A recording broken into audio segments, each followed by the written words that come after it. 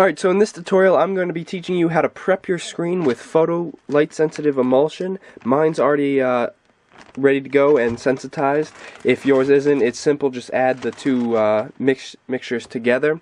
So you're definitely going to want gloves. I would suggest rubber gloves or something that will ensure you don't get anything on your hands and it doesn't seep through, because this stuff is messy, and if you do let it dry, it becomes as hard as like cement, I think it is. I'll show you right here. This is a drip right here, and it's just a really solid, I guess, kind of like glue once it dries. Putting it on your screen does allow for really high quality photo-like images for silk screening, so that's always a huge benefit, rather than drawing them on or using other methods. But yeah, so you're going to want to start off with either a scoop coater or a regular squeegee.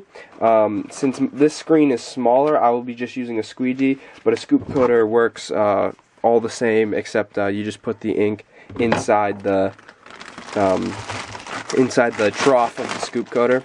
So you're going to want to start off with it. I'm running on the last bit of mine, so yours will hopefully have enough to just get a huge amount, or an adequate amount all at once. I'm going to do my best to get mine all out. You're going to want to also start on the back of the screen and just put a good amount on there, spread it out as if it's ink on the screen. That should do for me. I may need some more, which is just easy, just adding more on. And then just take your squeegee and spread it out so it's a nice even coat. You don't want it too thick. I've run into some problems with it actually being too thick and then it not drying adequately or whatnot. So that's just a personal thing. And make sure it's all even and scrape some of it off, as you don't want like a thick coat, because then it won't dry.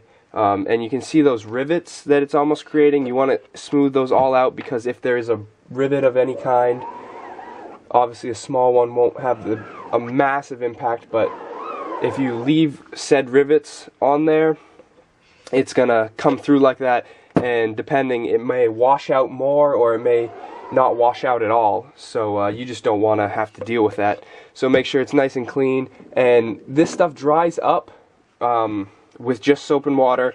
I like to keep some paper towels on hand to clean up the edges of my screen, so I don't have to deal with that drying and whatnot, and the bottom of my screen as well, as it usually drips down beforehand before you let it dry.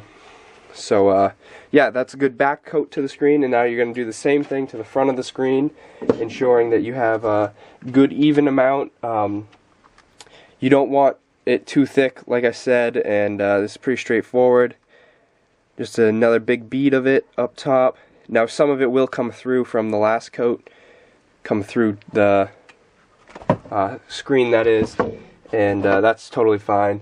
So just spread this out.